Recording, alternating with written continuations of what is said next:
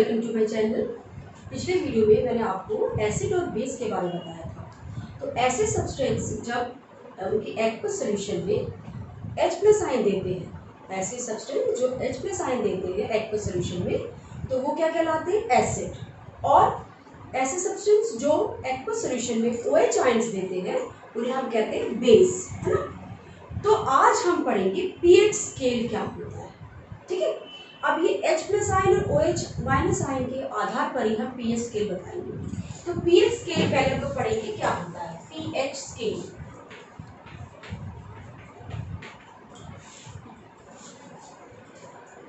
Danish scientist थे जिनका नाम था SPL सोरेनसन।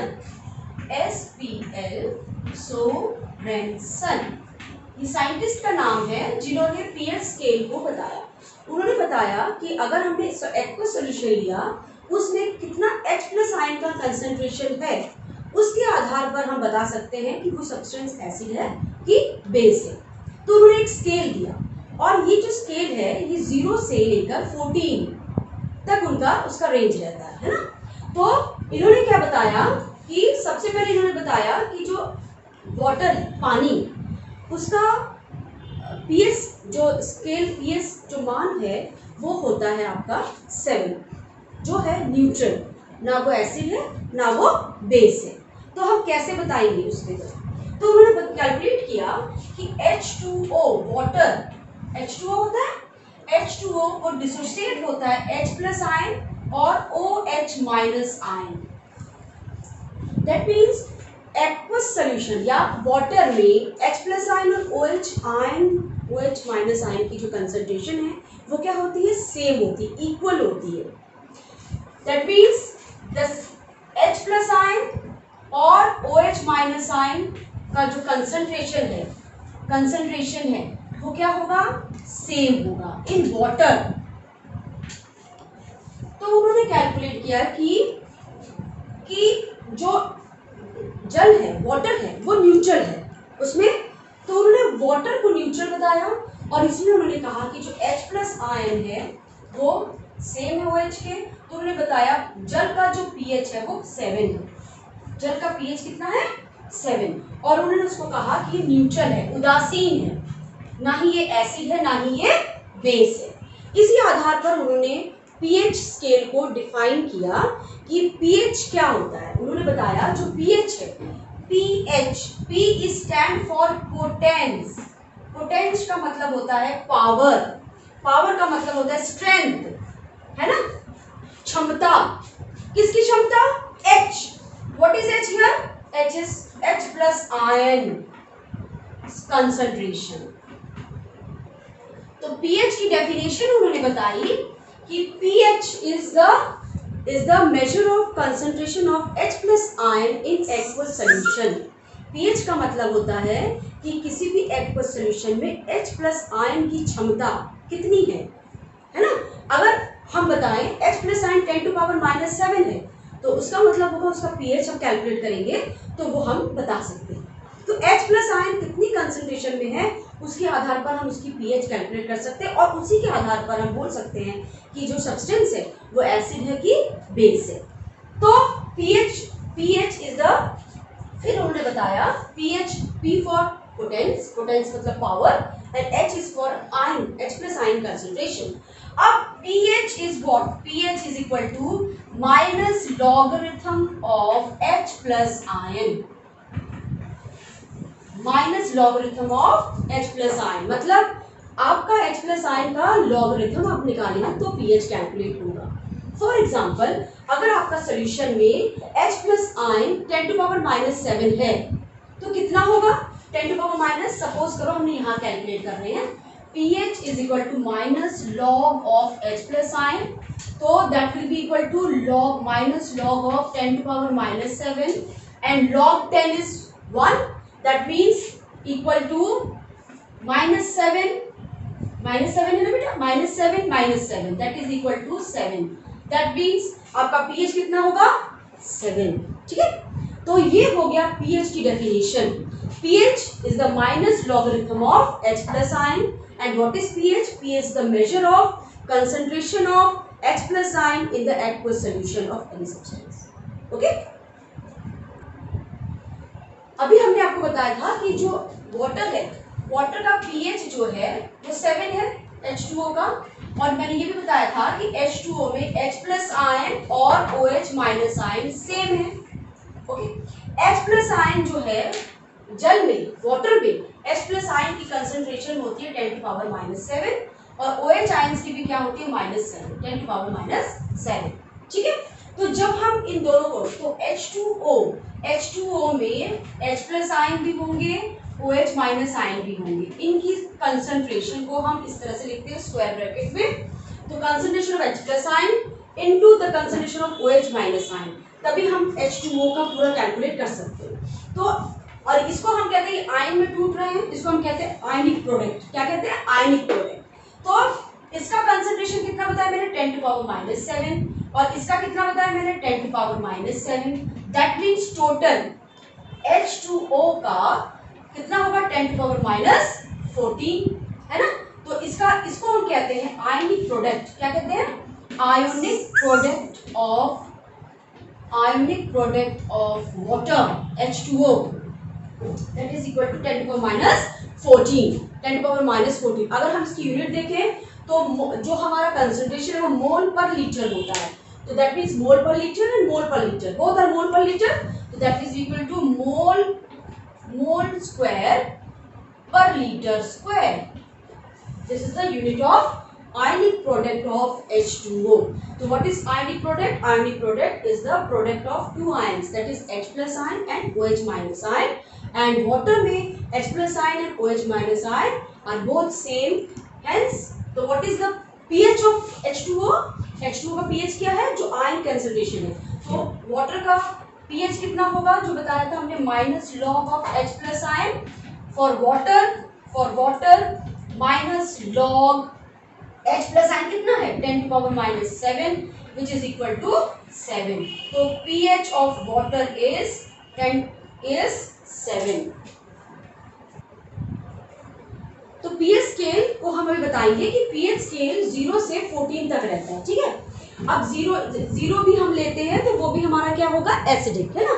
तो यहाँ से 0 भी हमारा एसिडिक कैरेक्टर कहलाएगा। तो फ्रॉम 0 टू 14 हमारा pH स्केल है।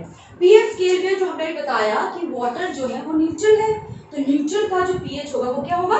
7। That means H plus ion concentration कितना होगा? 10 टू पावर -7, 10 टू पावर -7 उसका H प्लस आयन कंसंट्रेशन होगा। तो हमने देखा कि स्केल 0 टू यहाँ तक 0 टू 14, तो 7 जो है हमारा क्या है? वो हमारा न्यूट्रल है।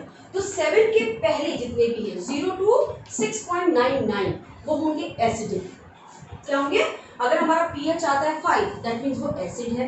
अगर हमारा pH आता है 2.35 तो भी हमारा क्या है? वो एसिड है। तो फ्रॉम 0 टू 6.999 वो हमारा क्या होगा? एसिडिक। दैट मीन्स, और एसिड सबसे मोर स्ट्रॉन्ग एसिड कौन सा होगा? जिसकी pH वैल्यू कम होगी, जैसे 0 से, जैसे 0.3, 0.5, 1.5 से ज्यादा एसिडिक होगा। तो दैट मीन्स एसिडिक कैरेक्टर यहाँ से इंक्रीज होगा। ठीक है, 5.5 से और 3.5 में कौन ज्यादा स्ट्रॉन्ग एसिड है? जो जिसकी pH वैल्यू 3.5 है। तो ये हमारा एसिडिक कैरेक्टर यहाँ पे इंक्रीज हो रहा है। वैसे ही अगर हम देखें तो फ्रॉम 7.1 टू 14 हमारा बेसिक होता है सब। अगर जिसका pH कितना होगा? 7.1 से लेके 14 तक होगा, that substances is basic in character, और बेसिक नेचर होगा तो बेसिक कैरेक्टर इंक्रीज होगा। अगर बेसिक कैरेक्टर किसका अगर 8 है, pH अगर किसी का 8 है और किसी का 13 है, तो किसकी pH कौन ज्यादा बेसिक है? जिसका pH वैल्यू ज्यादा होगा। तो जस्ट उल्टा है, एसिडिक कैरेक्टर जिसका pH वैल्यू कम होगा वो ज्यादा स्ट्रॉन्ग एसिड है, और यहाँ पे जिसका pH वैल्यू सबसे ज्यादा होगा वो ज्यादा बेसिक है। तो from 7.1 to 14 it is a basic in nature, अगर pH उसका बेसिक होगा, और अगर pH अगर आपका 6.99 टू 02 वो हमारा एसिडिक होगा। तो pH हमारा ये बताता है कि कौन सा एसिड है और कौन सा बेस है। सपोज करो अगर हमने बोला कि यहाँ पर हमको H+ आयन कंसंट्रेशन भी निकालना हो, तो H+ आयन कंसंट्रेशन कैसे होगा कि अगर हमारा 10 to -7 है दैट मीन्स हमारा pH 7 आएगा। H प्लस आयन कंसंट्रेशन की बात कर रहे हैं। अगर 4 है दैट मीन्स उसका आयन कंसंट्रेशन होगा 10 to -4। अगर हम इसकी बात करें, अगर pH हमारा 10 है that means H plus ion concentration होगा 10 to -14। तो H प्लस आयन कंसंट्रेशन से ही हम pH वैल्यू कैलकुलेट कर सकते हैं। अगर हम देखें तो हम कुछ एग्जांपल्स ले सकते हैं, जैसे लेमन जूस का आप अगर देखें pH वैल्यू होता है 2.5, pH इज 2.5। विनेगर आपने नाम सुना होगा, जो हम मम्मी अचार में डालती हैं, उसका pH होता है 4। दैट मीन्स ये भी एसिड है और ये भी एसिड है। जो हम सलाइवा, हमारा जो थूक है, सलाइवा है, वो खाने से पहले क्या होता है, खाने से पहले हमारा वो बेसिक होता है। तो सलाइवा बिफोर मील खाने से पहले वो होता है 7.4, और खाने के बाद जो हमारा सलाइवा का जो pH वैल्यू है वो होता है आफ्टर मील होता है वो 5.8, दैट मीन्स एसिडिक। तो सलाइवा बिफोर मील हमारा रहता है बेसिक, लेकिन आफ्टर मील वो होता है 5.8, दैट मीन्स वो एसिडिक हो जाता है। तो कुछ एग्जांपल्स हमने आपको दिए pH के आधार पर हम एसिड और बेस बताने के लिए। तो ये हमारा pH स्केल है। अब हम pH स्केल की यूजफुल कि वो हमारे आम लाइफ में कहाँ यूज होता है वो हम आपको बताएंगे।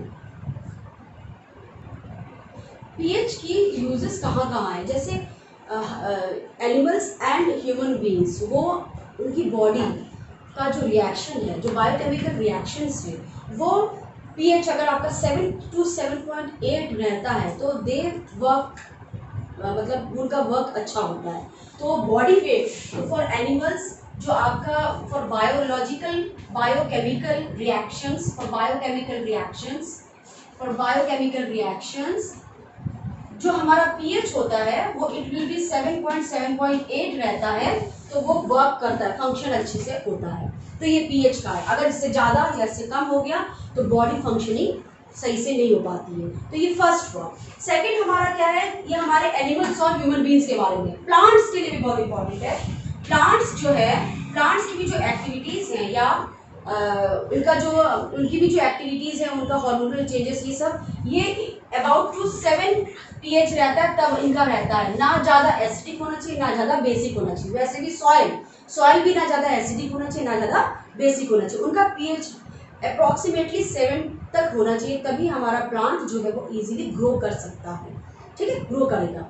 आपको पता है for digestion in human beings, for digestion also आपको पता है कि स्टमक में HCl हाइड्रोक्लोरिक एसिड रहता है, उसका जो pH होता है 1.4 है ना, रहता है। लेकिन डाइजेशन के लिए जितने भी डाइजेस्टिव जूस हैं वो हमारे उसमें सीक्रेट्स होते हैं, है ना। और जितने भी आपके for in the process of digestion many germs and bacterias are also there, तो उनको हम किल करने के लिए हमको ये HCl चाहिए होता है, उसका pH मेंटेन होना चाहिए, है ना। और अगर pH ज़्यादा हो जाए, मतलब एसिडिक ज़्यादा हो जाए, HCl ज़्यादा हो जाए, उसका एसिडिक कैरेक्टर ज़्यादा हो जाता है, तो क्या होता है, पेट में एसिडिटी हो जाती है, तो हमको एंटी एसिड खाना पड़ता है ना। तो ये pH for digestion also pH is very important. और जो लास्ट है, हमने अभी आपको बताया था कि जो हमारा सलाइवा है वो बेसिक नेचर होता है उसका खाने से पहले, और खाने के बाद वो एसिडिक हो जाता है। तो कभी कभी क्या होता है, खाना, इसलिए हम कहते हैं ना खाने के बाद ब्रश करना चाहिए। क्यों?